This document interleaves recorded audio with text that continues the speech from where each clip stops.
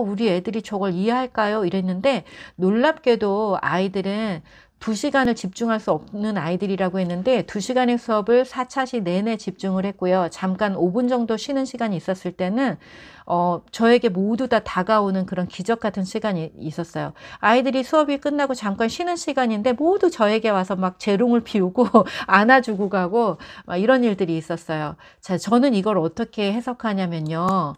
모든 인간은 그 품격이 있는 언어, 그리고 존중받는 어떤 공간, 태도, 이런 것들에 반응하기 시작해요. 아주 어린 아이들에게도 존중을 하고 그 아이들을 무시하지 않는 어떤 한 사람이 그 아이들에게 존중하는 언어로, 그리고 뭔가 의식이 담겨진 언어들, 언어에는 다 에너지가 있어서 그 에너지들이 전해지거든요. 의식을 깨우기도 하고요. 근데 제가 사용하는 언어들은 다 의식을 깨우는 언어들이에요. 존중, 사랑, 이런 언어들이거든요.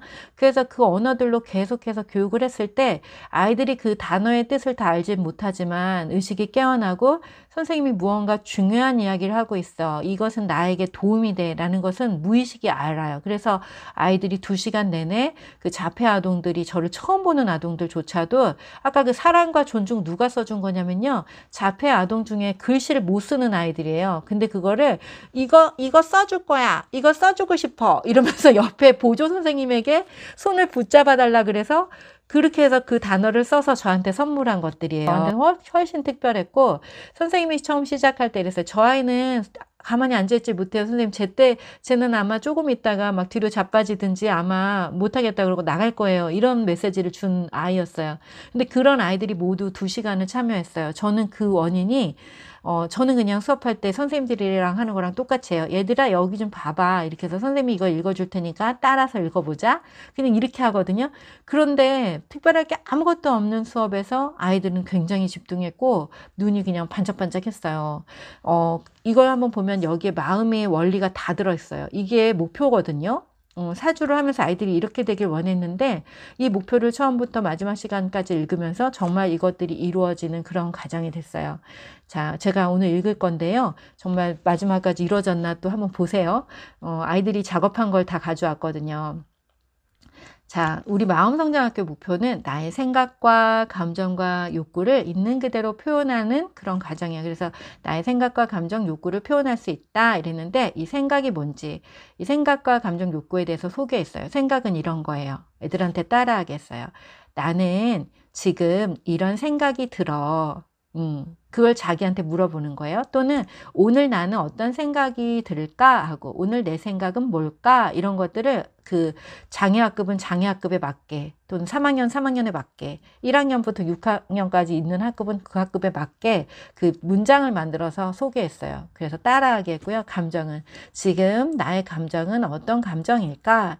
지금 나는 뭘 하고 싶은 걸까? 이렇게 스스로에게 물어보는 거예요 하고 이제 질문을 만들어서 애들한테 알려줬고요. 그 다음에 우리는 이 시간 동안 나와 너 그리고 우리가 서로 연결되어 있다는 것들을 매 시간 경험할 거예요. 어떻게 연결을 경험할 수 있을까? 서로 마음을 얘기하고 생각을 얘기하고 감정을 얘기하고 하고 싶은 것들을 말할 거예요. 그러면 우리는 마음이 연결될 거예요. 이런 식으로 얘기를 했고요. 그리고 지금 여기는 무엇이냐면 얘들아 우리가 여기에 있는데 집에서 뭐 할 거야? 내일 뭐 할 거야? 숙제 때문에 걱정이 돼. 이런 친구가 있어요. 그런데 그러지 않고 그거 말고 지금 여기 내 옆에 있는 친구, 지금 여기 내 마음이 어떤지에 대해서 나는 내일 볼 시험이 너무너무 걱정돼서 지금 불안해 라고 말하면 우린 지금 여기에 있는 거예요.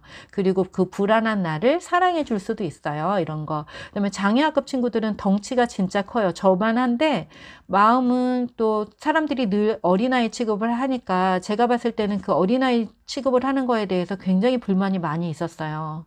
그리고 모멸감과 수치감, 자존감, 낮은 자존감이 있었는데 그 아이들에게 다른 사람이 나를 사랑하지 않아도 괜찮아. 내가 나를 사랑할 수도 있어. 라는 거에 대해서 굉장히 많은 시간 안내했던 것 같아요. 그리고 이제 함께하는 시간, 마음을 나누고 그러는 시간이 왜 중요하냐면 그렇게 할 때 우리는 많이 성장하기 때문이야. 다른 사람이 너는 참 괜찮아. 네가 한 이야기가 너무 재밌어. 라는 이야기를 들을 때 우리는 성장할 거야. 한번 경험해 보도록 하자라는 이야기들을 첫 시간에 나눴고 둘째 시간에도 셋째 시간에도 넷째 시간에도요. 그리고 이제 넷째 시간에는 아이들이 이 의미를 다 알기 때문에 스스로 읽고 같이 그냥 읽는 것으로 넘어가게 했어요. 그래서 매 시간 이 차트를 넣었고요. 그 다음에 이제 서약서를 작성했어요. 이 서약서 작성하는 시간은 의외로 아이들이 굉장히 재밌어요. 저는 이거를 어떻게 하냐면 이걸 다 읽게 하고요. 그리고 서명을 하게 하는데 이 시간은 선생님인 내가 막 사인해 주기도 하고요. 그것도 원하는 사람만 사인해 줘요. 선생님의 사인을 받고 싶은 사람은 선생님이 사인을 해 줄게요. 이래서 받고 싶은 사람의 사인을 해줘요.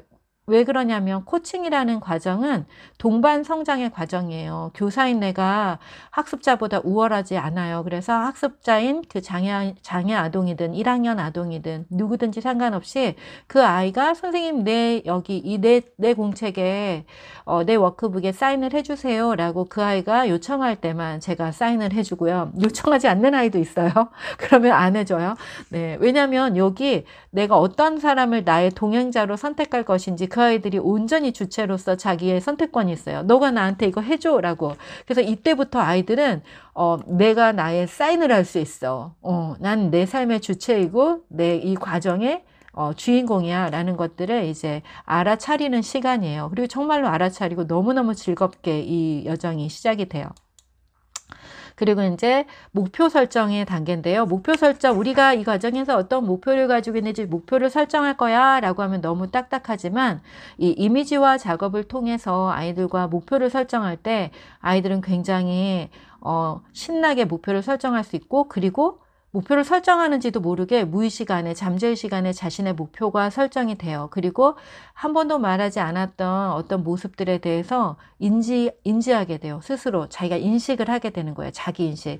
이거는 이제 상상의 힘이 발휘되어야 되잖아요. 내가 어떤 사람이 되기를 원하고 지금 나는 어떤 사람이라고 느끼고 있어 라는 것들을 이제 표현해야 되는데 저는 이번에 아이들에게 이 할머니의 이야기를 들려드렸어요. 이분은 할머니인데요. 65세 이상 어르신들이 참여하는 가정을 제가 운영한 적이 있었는데 그 가정에 참여했던 할머니의 이야기를 아이들에게 들려줬어요. 근데 아이들이 너무 쏠깃하고 듣는 거예요. 이 할머니는 너무너무 고생을 많이 했대. 20살에 결혼을 해서 계속 고생을 했대. 그러면서 이제 그 고생 스토리를 들려드렸어요. 그랬더니 애들이 너무 잘 듣는 거예요. 그러면서 할머니는 그 고생했던 그 시간들에 대해서 스스로 어떻게 생각하세요? 라고 했더니 그동안 너무너무 착해서 자기가 참고 견디는 양처럼 살았대. 그래서 이렇게 쓴 거야. 그런데 이제 어떻게 살고 싶으세요? 그랬더니 할머니가 나는 막 이렇게 내가 가고 싶은 곳 어디든지 뛰어다니는 말이 되고 싶어요. 이랬어. 그래서 할머니는 나는 자유스러운 말이 될 거야. 라고 이렇게 썼어. 너희들은 어떤 사람이 되고 싶어? 라고 했어요. 그랬더니 아이들은 현재의 자기에 대해서 인식하기를 되게 힘들어 했어요. 그래서 그냥 어떤 사람이 되고 싶어 그것만 진행했어요. 요번 참여했던 아이들 같은 경우에. 근데 제가 옆에 소개하기로는 이제 이렇게 써놨어요. 이거는 이제 앞으로 계속 이런 게 있는데 이런 거를 선생님들이 보시고 중학생 같은 경우에는 이거를 2명씩 또는 4명씩 짝을 지어서 그룹 안에서 너희들끼리 나눠봐 이렇게 할 수도 있어요. 근데 저 같은 경우는 요번에 다 이렇게 2개의 그룹은 10명에서 14명 이런 소그룹이었고 하나는 이제 학급이었기 때문에 이걸 다 이렇게 하기에는 너무 소란스럽고 무리가 되어서 이번에는 그냥 되고 싶은 모습 한 가지만 색지에다가 한번 써보자 이래서 색지를 하나씩 나눠주고 되고 싶은 것만 썼어요. 그래서 아이들이 변화되고 싶은 자신의 모습을 생생하게 그림으로 그려보세요 해서 여기다가 이 공간을 마련해 놓기도 했지만 아이들은 늘 이런 공간을 주면 학습지라고 느끼고 이제 색지를 주면 뭔가 자유로움을 느껴요. 그래서 색지를 활용했어요. 그리고 이거를 매 시간 읽었어요. 진실은 마음을 편안하게 하고 기쁘게 한다. 이게 뭔지에 대해서 얘기했어요. 얘들아, 무언가 내 마음에 진짜 하고 싶은 말이 있는데 그걸 거짓말로 얘기하면 어때? 마음이 깝깝하고 몸이 쪼그라들어. 그치? 그런데 내가 진짜 하고 싶은 것들에 대해서 얘기할 때는 마음이 활짝 펴지고 마음이 편안해져. 그런 적 있었지? 하고서 이제 얘기를 했어요. 엄마를 속였던 적 뭐 이런 걸 사례로 들어서 얘기를 했어요. 그랬더니 너무너무 수긍을 했죠. 그래서 오늘부터 선생님이랑 하는 시간은 진실을 이야기하는 시간이야. 그래서 마음을 감추고 숨길 필요가 절대로 없어. 이렇게. 그리고 저는 상상에 대해서 많은 이야기를 했어요. 이건 선생님들을 위해서 준비한 차트예요. 아이들에게는 그냥 상상에 대해서 얘기했어요. 우리는 태어날 때부터 상상력을 갖고 태어나죠. 자, 여기 그 아인슈타인이 한 얘기예요. Imagination is more important than knowledge. 지식보다 더 중요한 건 상상이라는 거예요. 그래서 저는 늘 상상을 키우는 활동들을 많이 해요. 그것은 어른이랑 할 때도 그렇고 아이랑 할 때도 그래요. 아이들에게 정말 중요한 거는 그들이 태어날 때부터 타고난 직관의 힘, 그 힘을 활용해서 자신이 할 수 있는 무궁무진한 상상의 힘을 키워주는 거예요. 그래서 저는 사실 교재를 만들었긴 하지만 이 교재를 선생님들을 위한 가이드고 사실 아이들에게는 굉장히 이걸 파괴하면서 하는 활동들을 많이 했어요. 그래서 애들한테 상상하는 게 진짜 중요한 거야 라는 얘기를 이제 많이 했고, 그리고 위대한 사람들은 다 상상을 해서 그 상상이 현실도 다 이렇게 되었다는 것들에 대한 사례들도 얘기를 많이 해줬어요. 그리고 한 꼬마가 얘는 이제 1학년부터 6학년까지 있었던 그 그룹에 있던 아이인데, 얘는 뭐가 되고 싶어? 그랬더니 치타라고 하고 치타를 그렸어요. 근데 알고 봤더니 얘는 축구를 엄청 잘하고 달리기를 그 그룹에서 진짜 잘하는 애예요. 자기 인식이 굉장히 잘 된 아이죠. 난요 치타가 될 거예요. 이랬고 막 너무너무 신나했어요.